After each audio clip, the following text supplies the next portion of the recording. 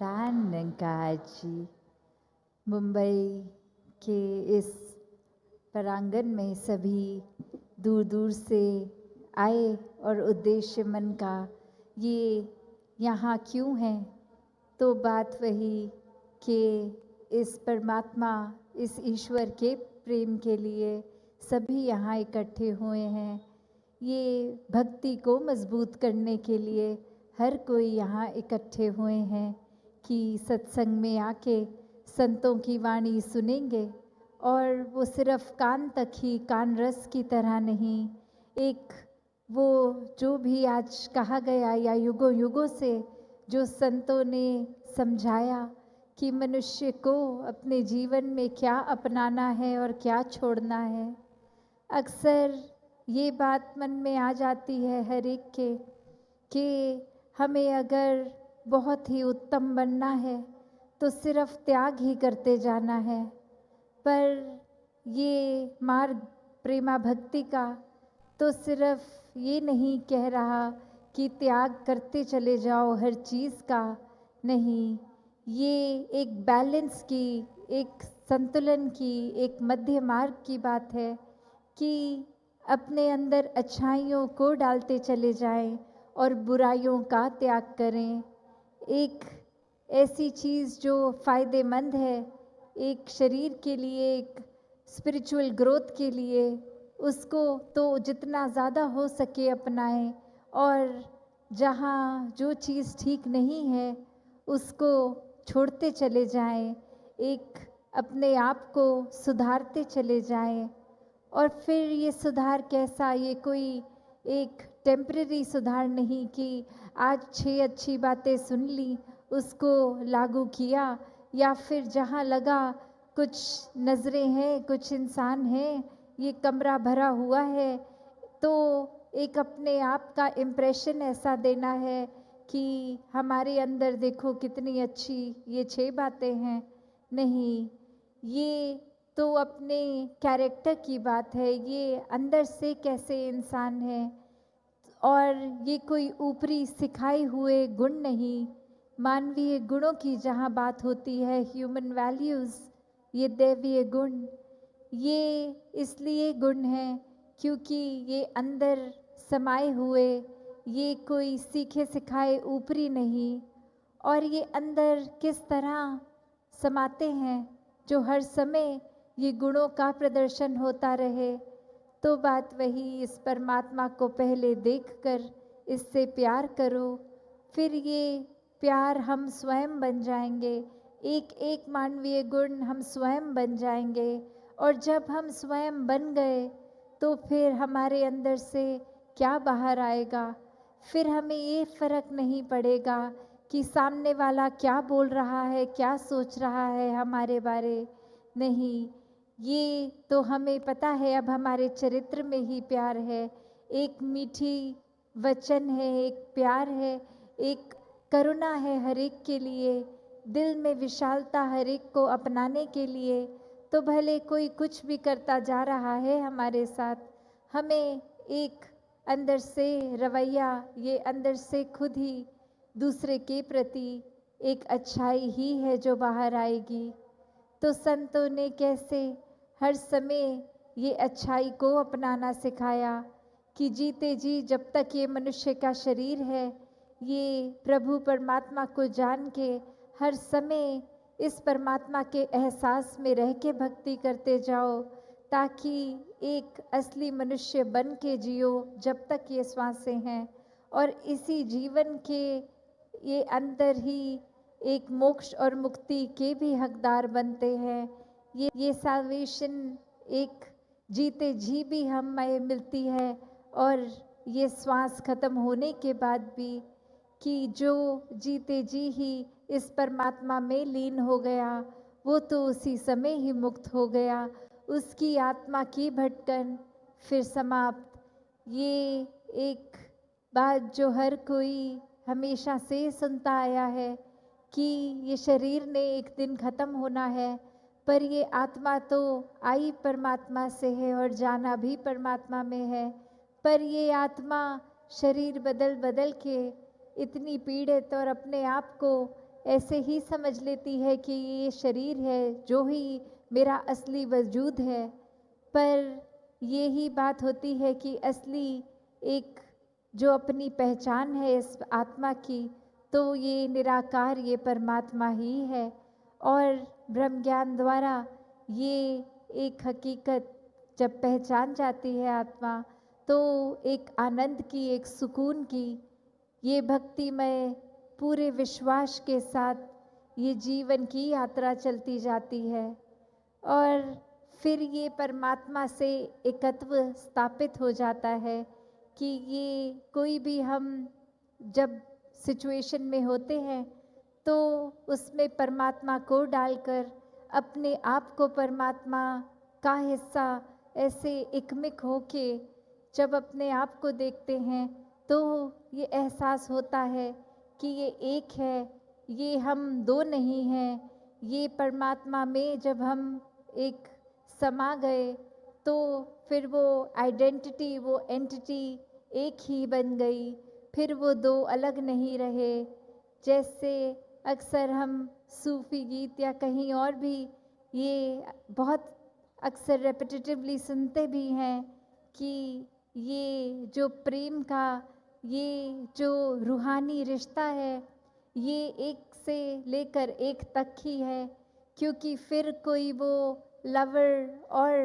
Beloved में फ़र्क नहीं है कि जो प्रेमी है वो भक्त और जिनसे प्रेम है ये परमात्मा।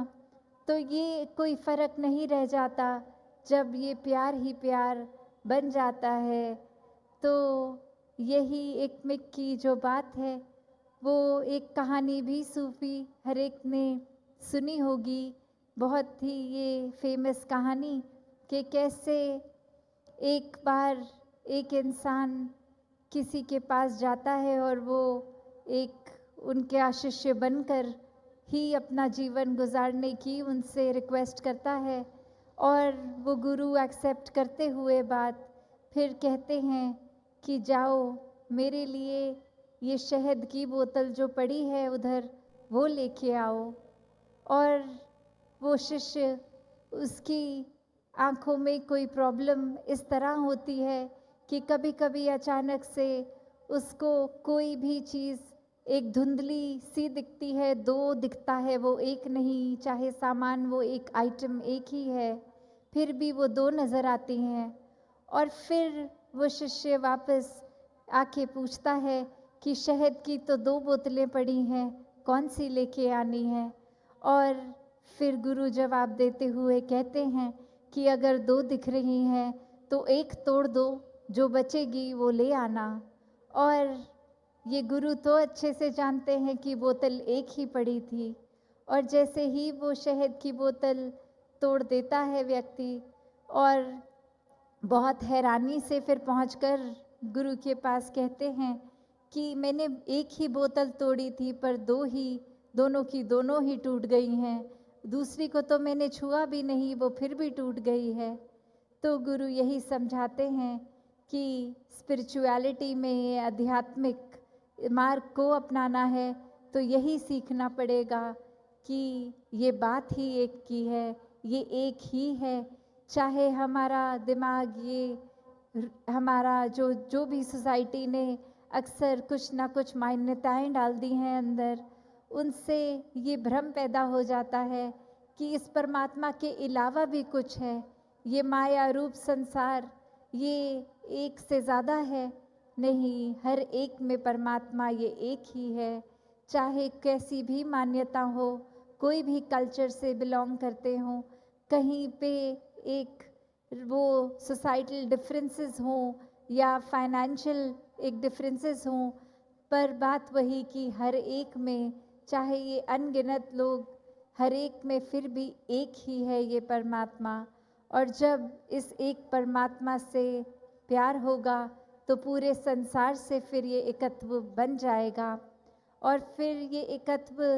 ऐसा एकत्व नहीं कि बस हमें एक जैसा ही दिखना है, एक जैसा स्वभाव रखना है, एक जैसा ही खाना पीना है, नहीं, वो अपनी अपनी एक जो भी तरीके हैं उनके अंदर रहते रहते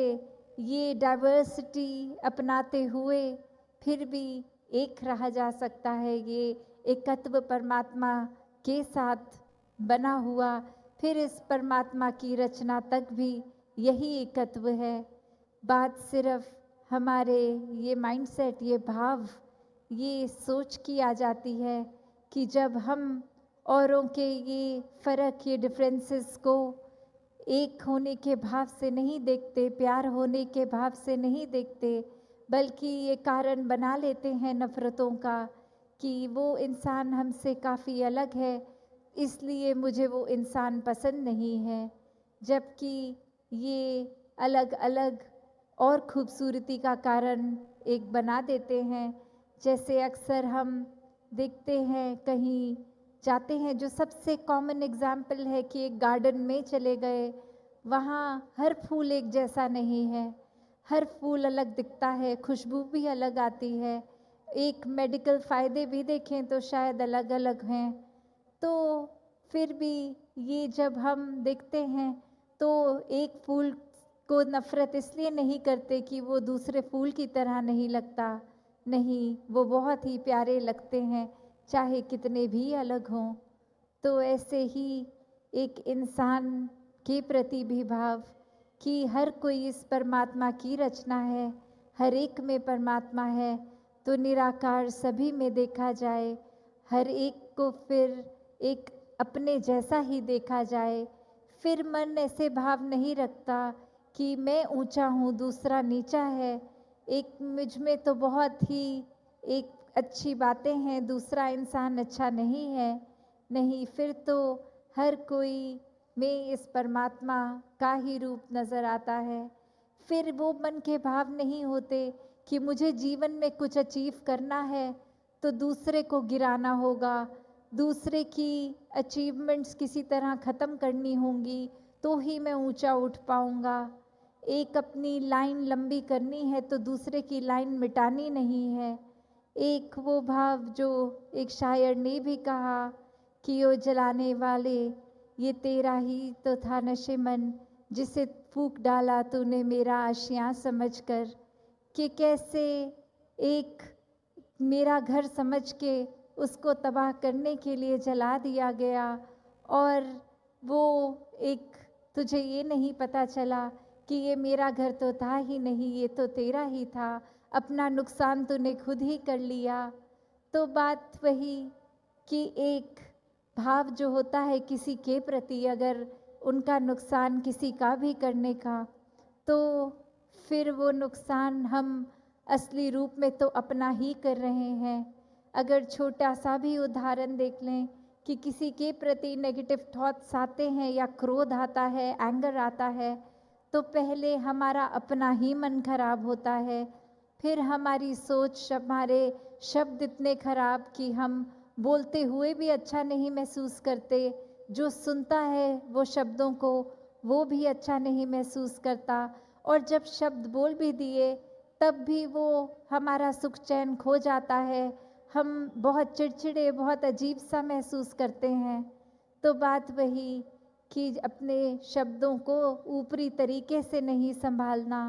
एक जैसे किसी के प्रति किसी ने सोचा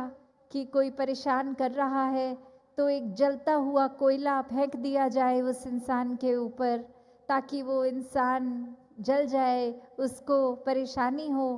पर ये करते करते उस इंसान ने ये समझा नहीं, ये रियलाइज़ नहीं किया कि जब उसने वो गरम कोयला उठाया तो सबसे पहले उसका अपना हाथ ही जला।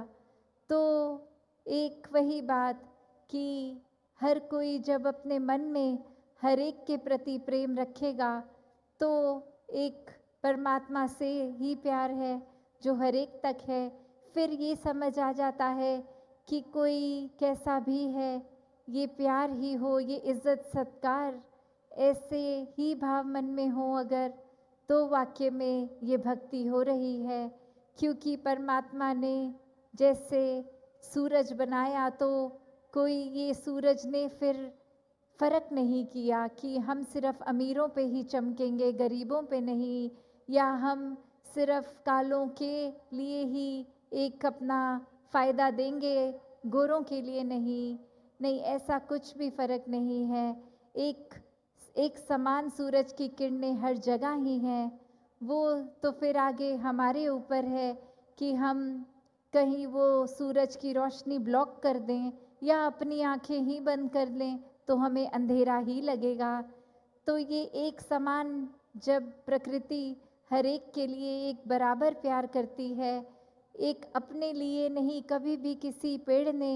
कोई फल अपने लिए नहीं उगाया, किसी पेड़ ने वो छाएँ अपने लिए नहीं रखी। वो एक संतों के दिल की तरह ये स्वभाव भी कि कैसे संत भी कभी भी अपना फ़ायदा नहीं सोचते, हर एक के लिए ये वरदान का रूप बन के आते हैं और ऐसा ही वरदान हर किसी के जीवन में संभव है जब खुद ही इस परमात्मा से प्यार करके ये भक्ति करते हुए भक्तों वाला जीवन चलता जाए, जीते चले जाएं, तो ऐसी ही भक्ति हर किसी के हिस्से में आए जो इस परमात्मा के साथ एक कर दे। एक लोभ लालच से, डर से भक्ति नहीं, प्यार से भक्ति करा जाए। तो जब प्यार ही सब कुछ बन जाएगा तो ये प्यार का दर्जा तो सभी ने सुना है, किस तरह एक परमात्मा के समान प्यार का दर्जा है। Love is God, God is love. तो ये प्यार हर तरफ ही है। इस परमात्मा ने वो कैपेसिटी भी हर एक को दी है, तो ये प्यार बन के प्यार ही फैलाते जाए। और दासी समा ना लेते हुए इन्हीं शब्दों से अपनी वाणी को विराम देगी। सात संगत जी, धन निरंकार जी।